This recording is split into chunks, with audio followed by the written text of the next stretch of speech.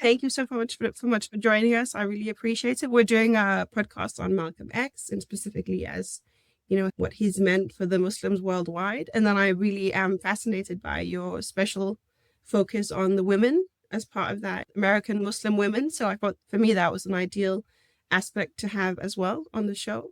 And my first question for you is, how did you come upon Malcolm X's legacy first in your work and in your studies and So I research? often, yeah, that's a great question, and it's a very meaningful one for me because I often say that I don't think that not only would I not be Muslim, but I would not have found a path to understand how to be Muslim as an American if it wasn't for Malcolm X.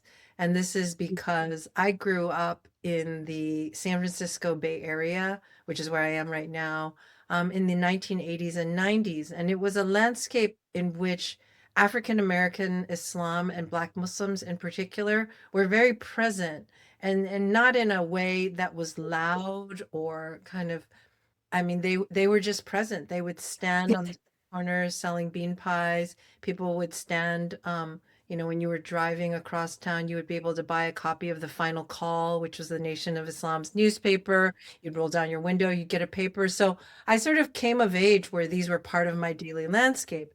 And so when I got to college, and started learning about, the histories of social justice struggles and my own identity as an Asian American and how these connected to other social justice struggles. Malcolm X was just the autobiography of Malcolm X was a book that came up, and I devoured it. And I Mm. can't even imagine how many people have read that and realized how present this history of African American liberation struggle and Islam are so deeply intertwined in the American context. And that was also the ways in which I came to understand Islam as part of this social justice framework that I began engaging in during my university years. And so Malcolm X was absolutely critical to that and central. And Mm. his story, I believe, I always say, is really a narrative of Islam and Muslims in the United States as well. The ways in which it emerges in moments of crisis, the ways in which people engage it to navigate crisis and struggle, and how it is absolutely implicated in conversations and categories around race and racism, and in particular anti-Blackness in the United Mm. States. And he's really unique in that Mhm. arena as well, in Absolutely. fighting for social justice. In that he was the only Muslim, wasn't he, who was actively engaged in that battle. I mean, I wouldn't say he's the only Muslim. I mean, Malcolm X comes Mm. out of his struggle for Black nationalism that comes much earlier. It starts, and one could Mm. even argue it starts at the turn of the century. But in the 1920s, you have figures like Marcus Garvey, and then later Noble Drew Ali, and then Mufti Mm. Muhammad Sadiq in the Ahmadiyya movement. And they are kind of moving around in these Pan-Africanist struggles that are really circulating in these post-Reconstruction North milieus of, places like Detroit and Chicago and New York and Philadelphia. And so Malcolm's father actually comes out of that Pan-Africanist movement. He was a preacher who very much subscribed to Garvey's ideas. And so Malcolm is, kind of extension of that into this emergent transnational Cold War imaginary in which you start to see anti-colonial movements merge with struggles for racial justice in the United States. And Malcolm is just an absolute essential figure in that intersection between third world liberation worldwide, decolonial struggles, anti-colonial struggles, and then struggles for civil rights and liberation within the United States, not only amongst African Americans, but also among Latino and Chicano communities, Asian American communities, Native and Indigenous communities. And so he becomes a figure for all of these kind of different struggles that are going on at the same time. Also, the free speech movement, the anti-war movement. He's very much kind of part of that entire structure of feeling that emerges around justice struggles in the 1960s and 70s. It's tragic that he didn't get to live further on into that development. Absolutely. I mean, but as Muslims, we believe that Allah does not make mistakes. And so he was very brief and very impactful in his time here on earth. And I would say we could argue fundamentally changed the trajectory of the world in many ways and really established um, the specificity and the uniqueness of African American Islam. And in a way, his presence and that distinction of the impact of African American Islam being something that has now been sort of exported worldwide, where he becomes a figure for all sorts of ways that Islam is mobilized to challenge, um, the powers that be, whether it be in Lahore or Denmark or, Indonesia. Everybody knows Mm, Malcolm. I would say besides Muhammad Ali, he's probably the most famous Muslim in the world, or definitely the most yeah. famous American in the world. Mm, yeah, definitely. And like you said, I mean, you also describe him being important in your own spiritual journey. And I had the same experience reading Malcolm X and Mhm. devouring the book. And I mean, that's also part of his legacy.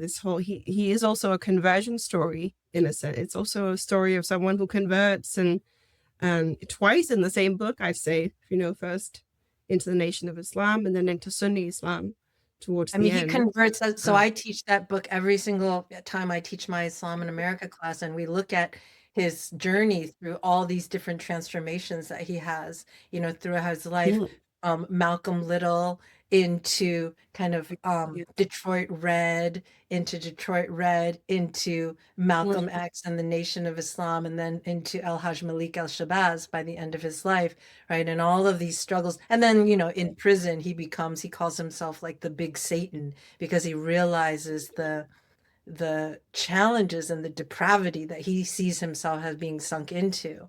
And so how Islam becomes a type of liberation theology for him. It becomes a way for him to, a framework for him to find a path out of the, difficulties, the criminal activities that he has come to engage Mm, because he is seeking a means of power and agency as a Black man in the United States at that time. But then Islam comes along and he sees this as a different type of vehicle. As he says in the autobiography, he says, he understands Islam as a solution to this nation's race problem.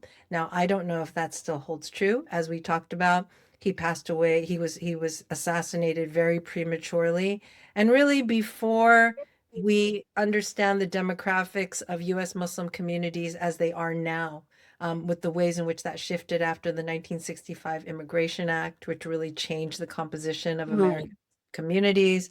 And, it's really interesting that Malcolm X was really someone who just started practicing Islam in ways that we, Muslims who are engaging in the five pillars and prayers and fasting. Malcolm had really just started practicing those, the year before his death, right? His conversion to yeah. Sunni Islam happened in 1964, I believe, and then he was assassinated in February of Mm, 65. And so he was mm, just kind of getting into that space. So it is kind of always an interesting question. What would have happened if he had not been taken yeah. from us so prematurely?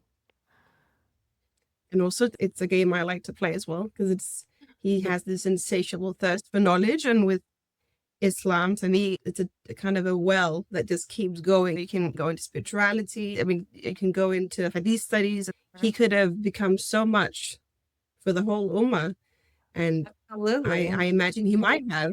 Yeah, absolutely. And that's why I do think, I mean, not to segue into talking about the women in his life, Mm, which is why I always find it so fascinating when people, I mean, it's all speculation about what he would have done if mm, he would have lived. It's all our speculation. And the best we can do is look at the actions in his life and the types of decisions he did make to try to think, well, where was his kind of ethical and moral um, orientation?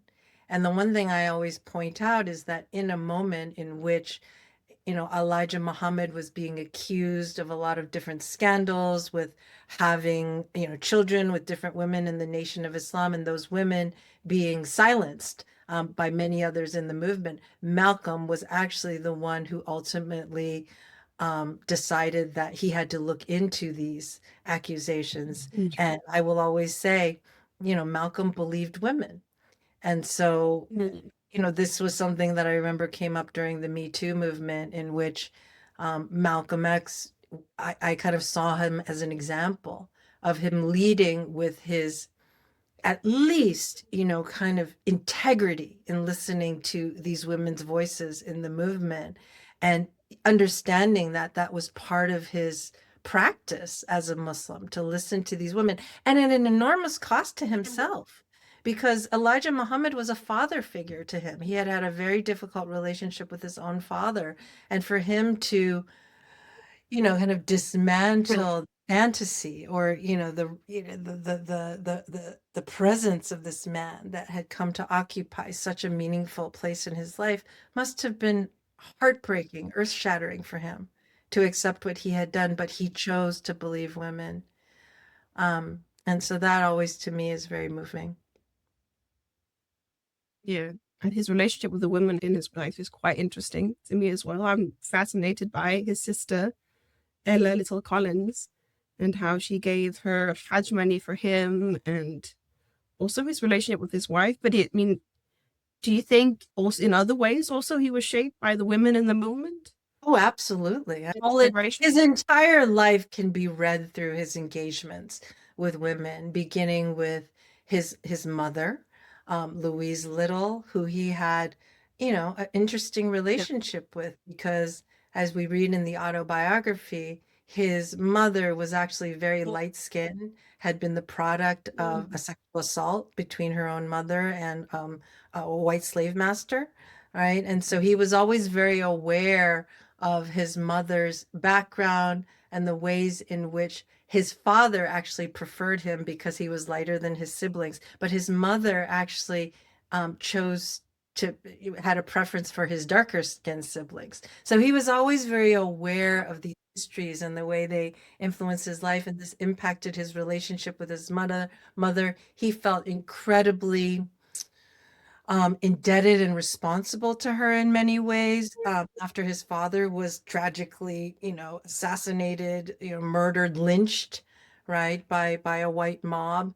His mother, him and his siblings were taken away. His mother was put into an asylum, and people very rarely talk about the fact that Louise Little lived until she was in her 80s and 90s. She's lived in an asylum, and so she was alive throughout all of Malcolm's life.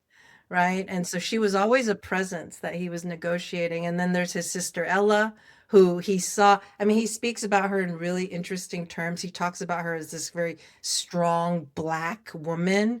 And sometimes students read those words and they find it kind of disheartening or discouraging how he describes her as very big and very Black, like she's this sort of trope of like a strong Black woman. But he actually very much respects her as well, while he's using this type of language that could be seen as defamatory. He respects Ella a great deal, and she is the one who ultimately ends up funding his Hajj, right? She's the one who pays for his travel when he goes and makes the pilgrimage to Mecca. And finally, there is his wife, Betty, who absolutely becomes the a guardian of his legacy after his death. She actually goes on Hajj while she's still pregnant with twins after he's assassinated. She's sitting there pregnant with twins at the Audubon Ballroom that night with her other children with her, and she watches her husband be assassinated in cold blood. And afterwards, she decides to take the pilgrimage to Mecca while she's still pregnant. And so I always think about Betty as someone who absolutely, is the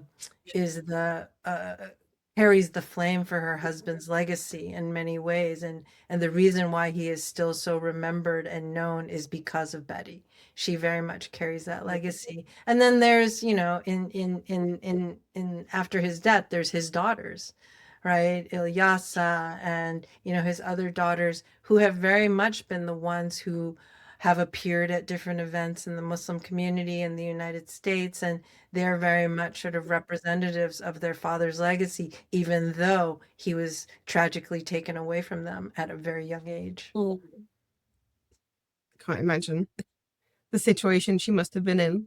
to be assassinated, and then found out, later that it was likely his associates in the Nation of Islam who had, been complicit in planning his assassination. So all of that, really shakes you.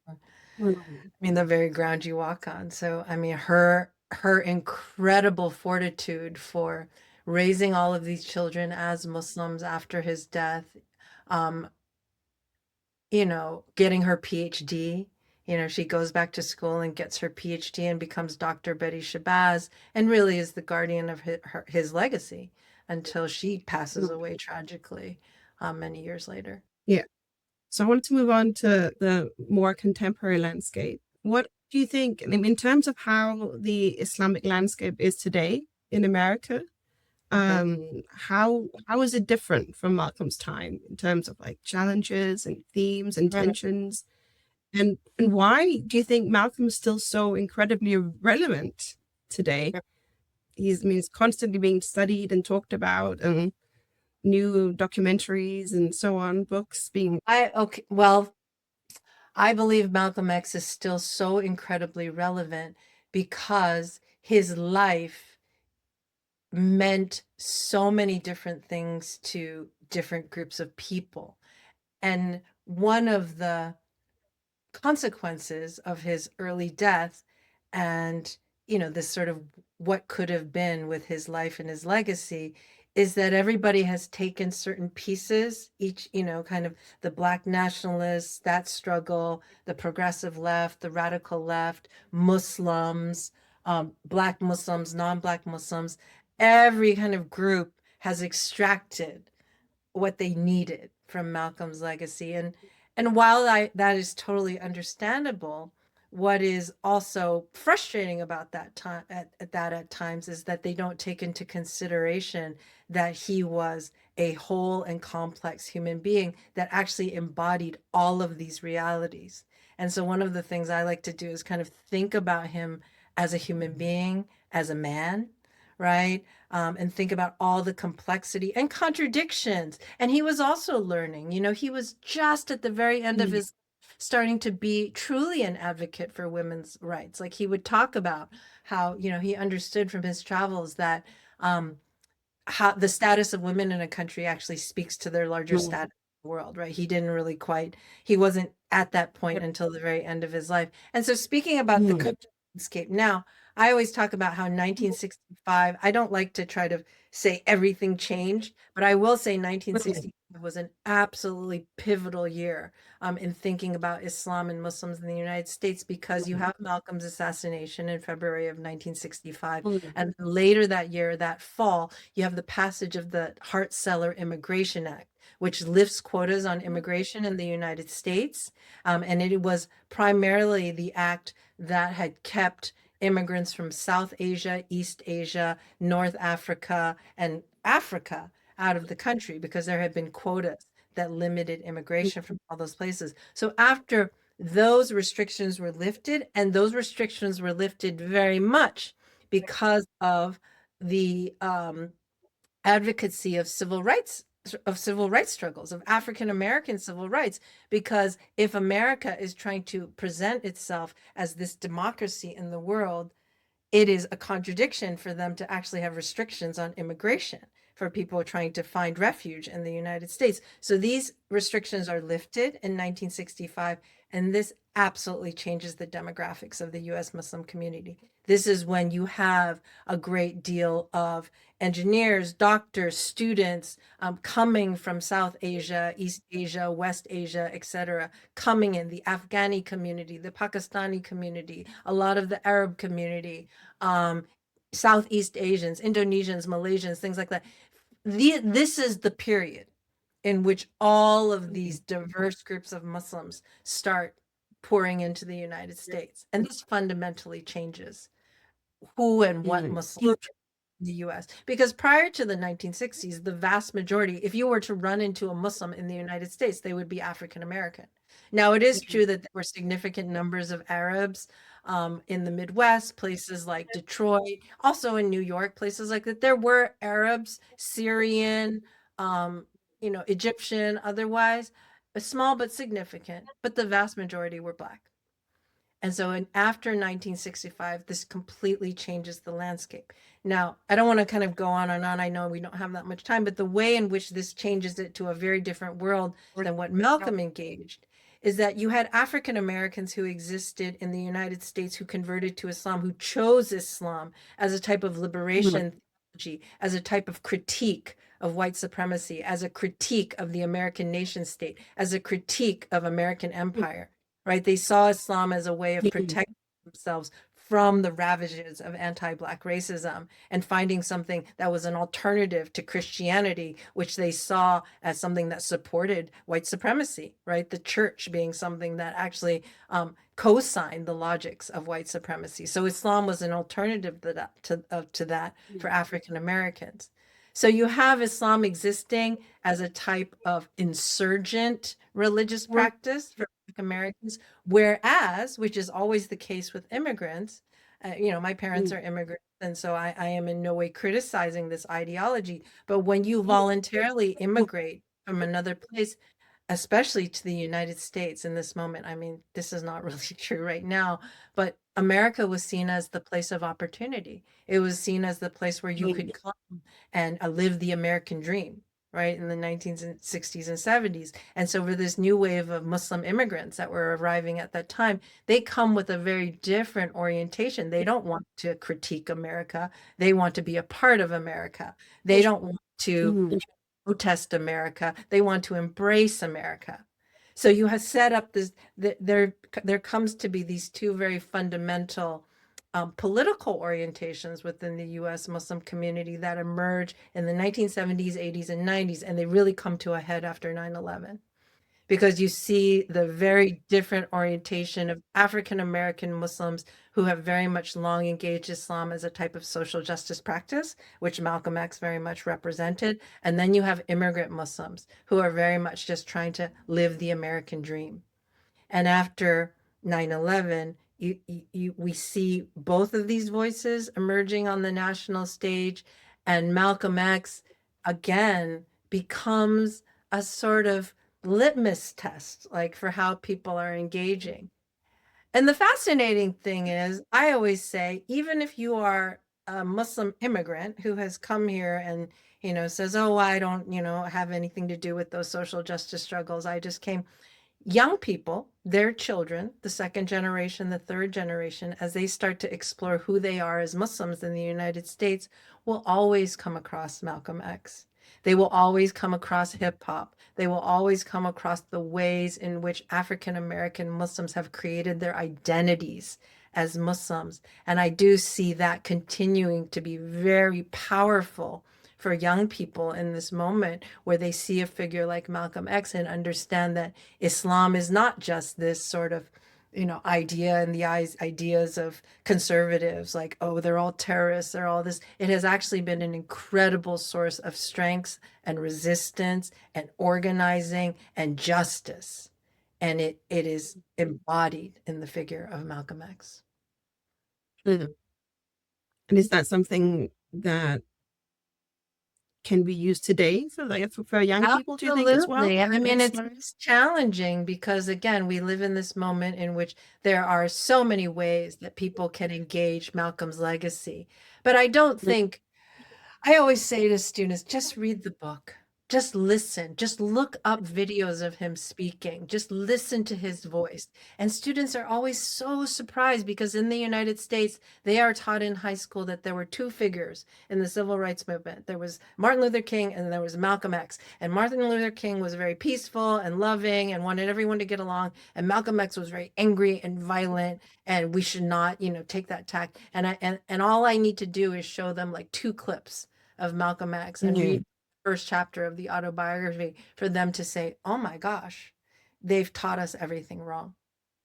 I remember one student a Muslim student, actually a young African-American Muslim student, who after he read the autobiography of Malcolm X in my class, he said, Malcolm was thinking about so many complex geopolitical and justice-oriented issues, trying to, he was trying to name anti-Black racism as a human rights issue, that, you know, you could take up to The Hague and things like that, and trying to make this a kind of global issue. And he read that and he said, you know, if we would just take up Malcolm's ideas and the way he was thinking, instead of just constantly reacting to these race ridiculous stereotypes that people direct at Muslims, we would be in such a better place. You know, if we could just take the points that he pointed out about using Islam as a vehicle for racial justice, using Islam as a vehicle for human rights, using it as, you know, a connector across borders to challenge nation states and, you know, the sovereignty of these nation states to govern every aspect of our lives. If we could just do that, instead of constantly saying, oh my gosh, there's another Islamophobic attack, which, you know, we have to do, but to take up Malcolm's ideas and to build on them, so that we're not constantly trying to reinvent the wheel or come up with something in the face of everything that's going on every day in our worlds. So in order, you know, to answer the question of whether Malcolm X is still relevant, absolutely. And we need to take up his thoughts, his struggles. We need to take him up as an intellectual. I always talk about we need to take him as a Muslim, as, you know, a social justice, you know, activist, but also as an intellectual. He did an incredible amount of theorizing and thinking about Black struggle and the ways in which Islam could facilitate liberation for Black peoples worldwide. And if we were to take those up, I think, as opposed to kind of constantly just dealing with issues of representation, and I mean, all those things are important. But Malcolm was thinking about global social change and freedom. And that what we as Muslims should continue to remain focused on, that Islam can be a vehicle for social change. And even though it seems extremely challenging at the moment, you know, in the face of everything that's going on in the world, we can still learn so much from Malcolm X and his teachings.